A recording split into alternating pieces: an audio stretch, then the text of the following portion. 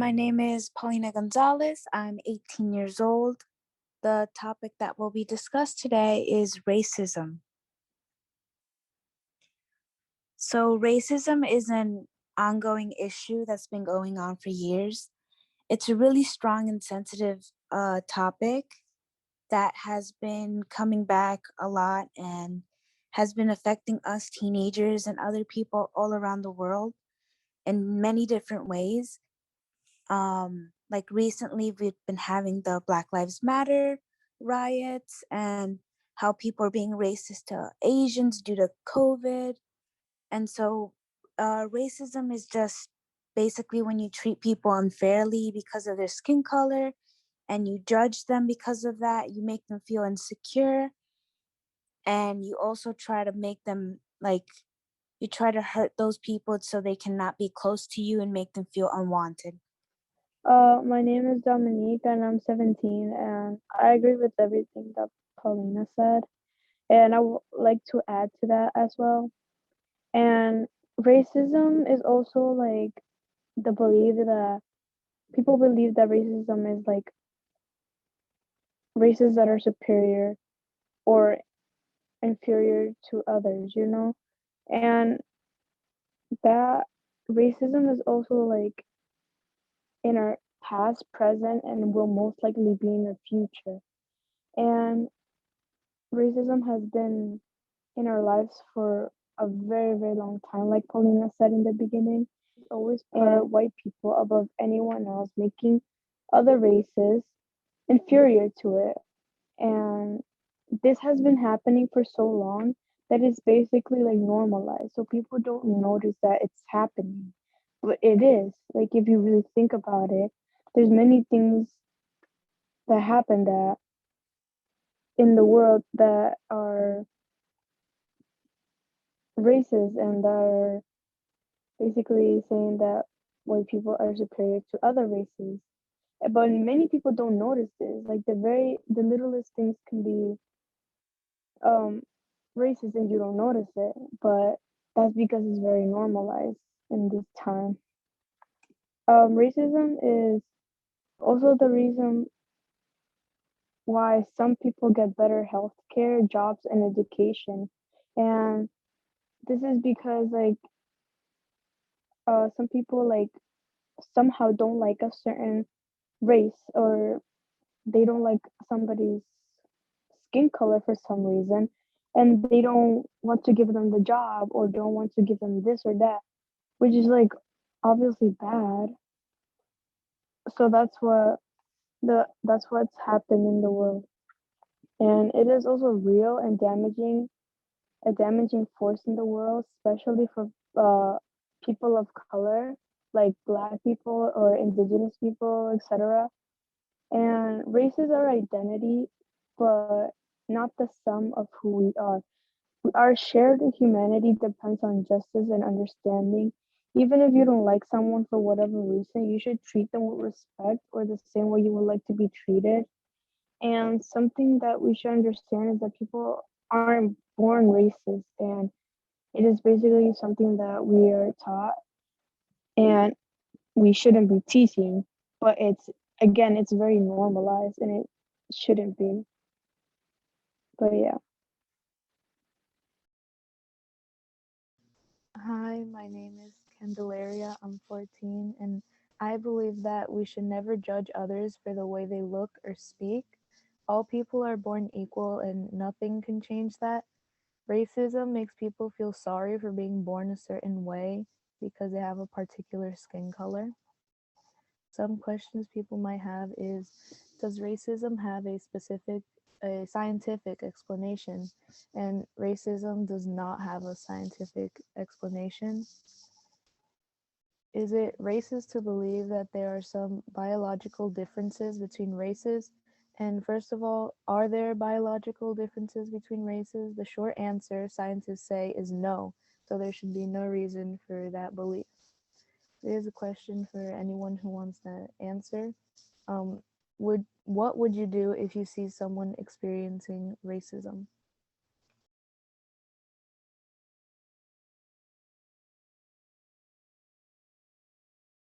So going on with Calendaria's question, if I ever saw someone experiencing racism, the first thing I would do is make sure if that person is emotionally okay.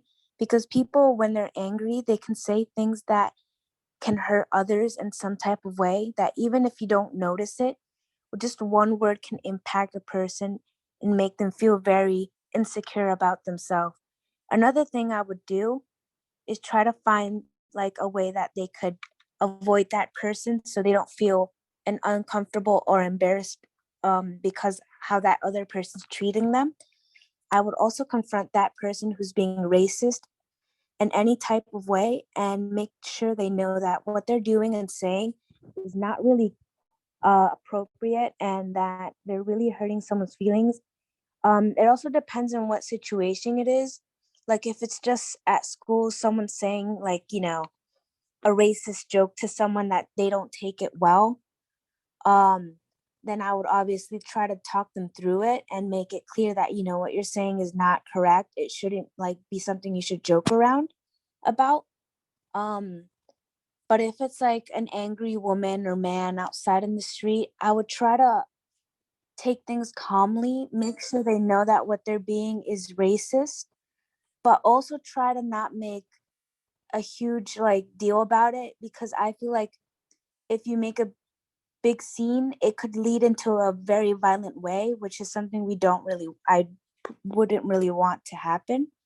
And I think that's something that I would do. I would try to approach an angry woman saying stuff to that kid or woman of any race. I would try to like calm her down and try to talk it through. Yeah, I agree with Paulina. I would do the same thing and approach the situation calmly so there's not any complications through it. I agree. Like some people can go through verbal and even physical abuse, which really isn't necessary. Yeah, and I would like to add that, like I was saying before, a lot of racism is very normalized. It is very normalized, especially in between family, because from someone who's seen this happen and has heard it before from family members, they always joke around with it, and obviously that's not right to joke around with it.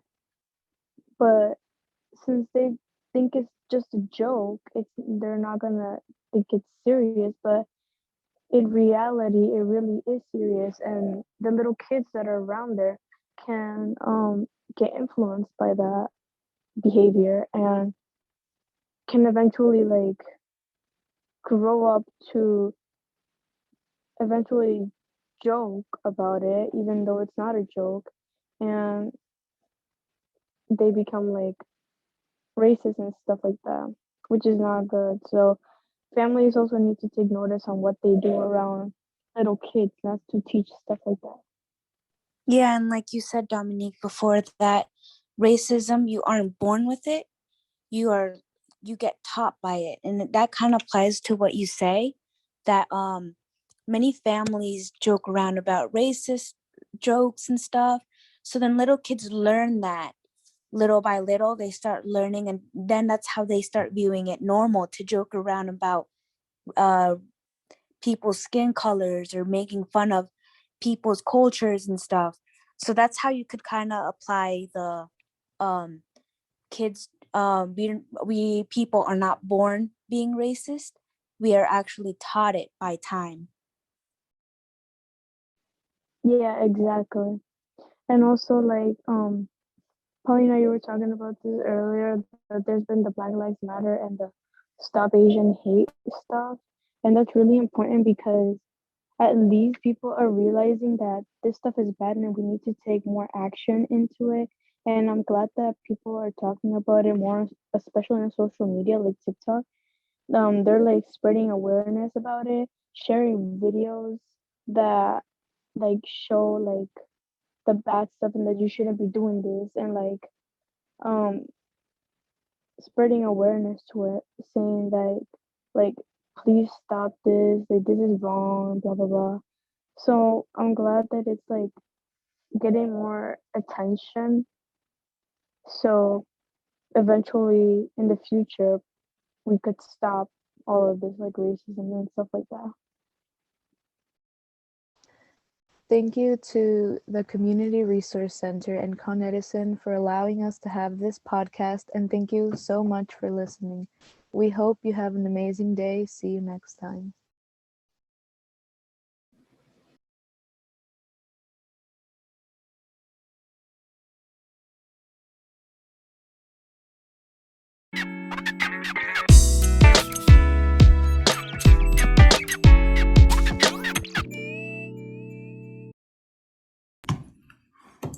Hello, my name is Itzel. I'm 15 and I live in New York.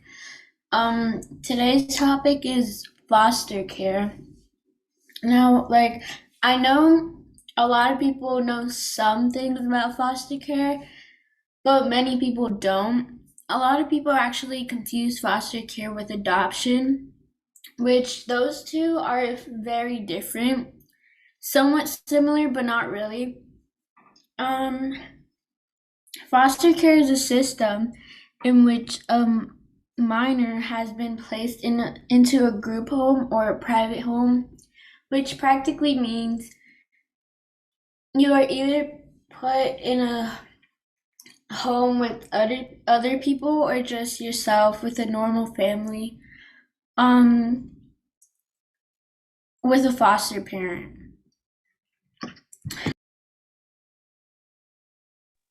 Hi, my name is Axel. I am 15. I too live in New York.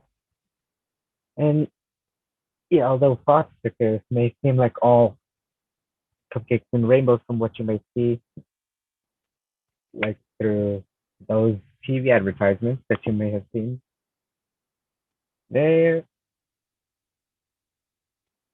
is quite a lot behind it. Now, some people just do this for the money, unfortunately, and they don't really pay attention to their kids that are with them. Just about a third of the foster children in recent studies have reported abuse from the foster parents or another adult in the foster home. And nearly half became homeless by the time they reached 18 years old, the age where supposedly teenagers are supposed to be able to take care of ourselves. But at the same time, going back to what I just mentioned, that it seems like all cupcakes and rainbows when you see like those TV advertisements, but there has been a recent movie called Foster Boy that sheds some new light onto this topic.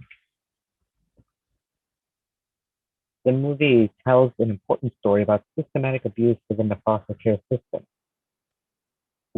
and it is actually based off true events. The story tells of the abuse suffered by a child in foster care because of decisions made by a for-profit company that contracts with the state. The service provider in the film, Belcor, is worth hundreds of millions of dollars, and its leaders are preparing steadily for an IPO. But first, they have to settle any outstanding legal claims against it.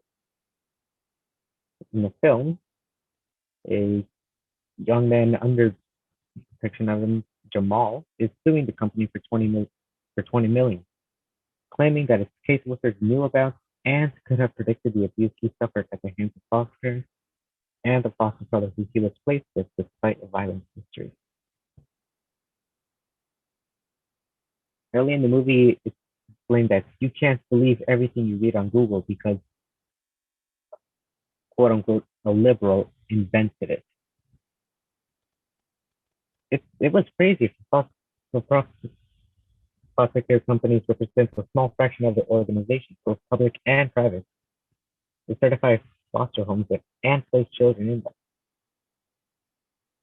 43 states don't even for-profit companies at all. They don't use them.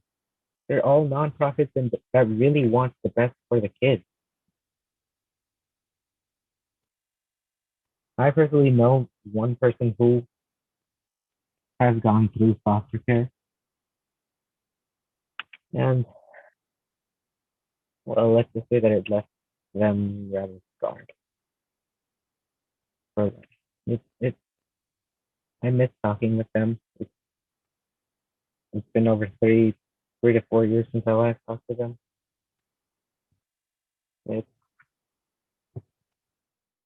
Like Axel said, many children do come out with traumas and many other things like anxiety, depression, and even eating disorders. I also know about two people who grew up in the foster care system. And although my friend wasn't as harmed, her sister was, since she had been there more time than her. Because they had to take away her sister because of something her sister did. She got addicted practically, and they had to take her away. And practically, yeah, I don't want to get into the story because it's a little personal for her, but it's really sad hearing the stories of what people have to go through. And it really makes me think about it. Like, I did grow up with just one parent, and I was always home alone.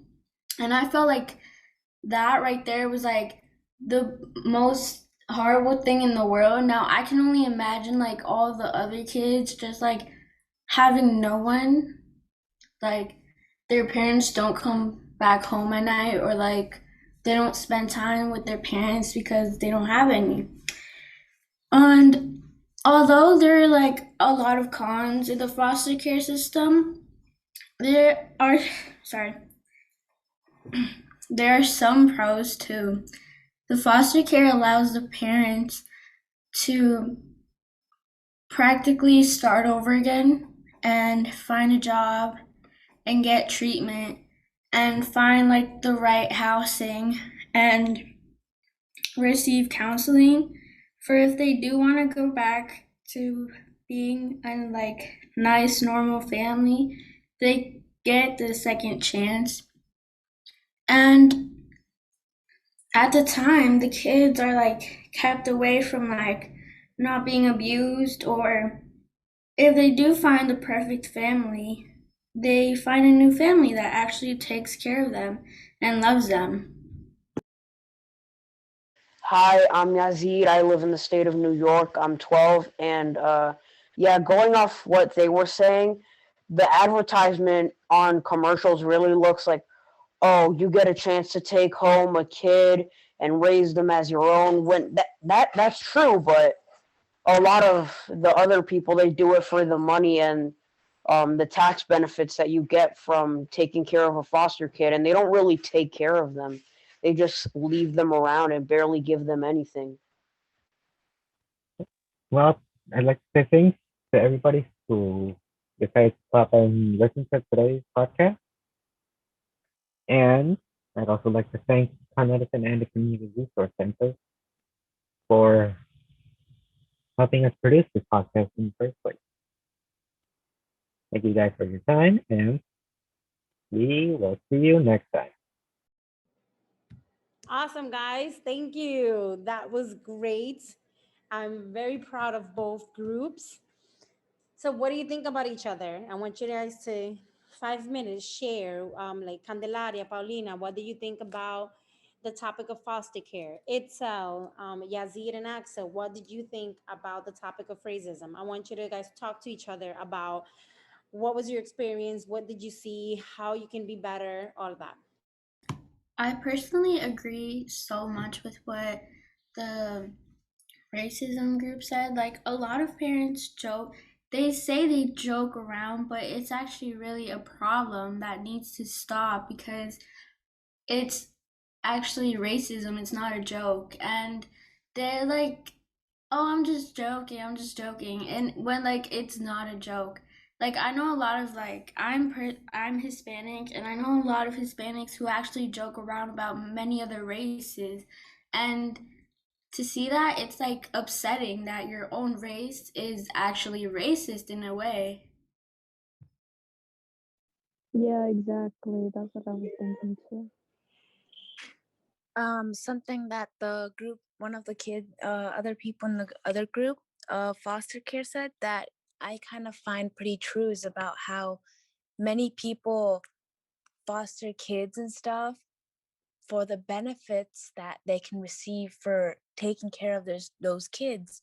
And instead of trying to make those kids feel comfortable and safe, even after all the trauma they've been through, depending their situation, they just leave them to do whatever they want, and that can ruin their life if they make bad decisions. And instead of looking after for them, they just let them do whatever for the money and tax.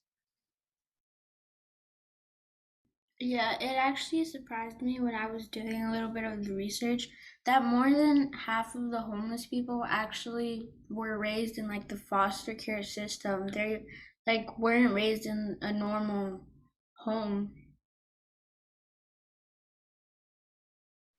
Yeah, and I don't know much about like the foster care system because I've never really like read up on about it. But I heard that the foster care system is very like, I don't want to say toxic, but it's very bad because they don't really care where the kids go, I think. And I feel like I don't know if they do this, but they should check like the parents, like their do a background check on them to see if like they've done any like crimes, or if the foster kids that they've had before, like where they are now, how they end up, and like how they are and stuff like that, to see who they're giving the kids to, you know. But I don't know if they Yeah. do that. Yeah, they actually do. They do check their background to see if they have any criminal records. And if they do, they cannot become a foster parent. But what, um, like many people just like lie. And they do check up on the children. Like they will go to if you're a foster care parent, they will go to your home and like be like, oh, how's the children? Because you can take care of more than one at a time. Actually, I think you can only take care of two at a time. But yeah, they do like check up, but like most people, they will like, I don't know, force the kids to tell them like they're doing okay to just like get the money, like we said. Like they just go and check, I don't know, maybe like once a month, and it's like you can just clean up once a day and make everything look pretty, but then once they're gone, it's like back to normal again. Yeah, and just like you said, they could be probably also threatening the child in any type of way. That can avoid them like trying to tell the truth to an authority because of the fear of what whatever person that is taking care of them could do to them. Yeah, it's really sad because that's like, if you really think about it, they feel the exact same way like a person who got kidnapped feels. Like if they are being abused and stuff, they can't tell the authority and they can't like really do much about it because they're minors, and the adult is like most likely to be stronger than them or anything. And like that's really sad because when someone gets kidnapped, that's like the same feeling according to movies. And like even in movies, they have tried to like get people's attention. Like I know Despicable Me, the three girls were in the foster care system, and like how poorly they were being treated too. Perfect, guys. Have a great rest of your week. See you guys next week.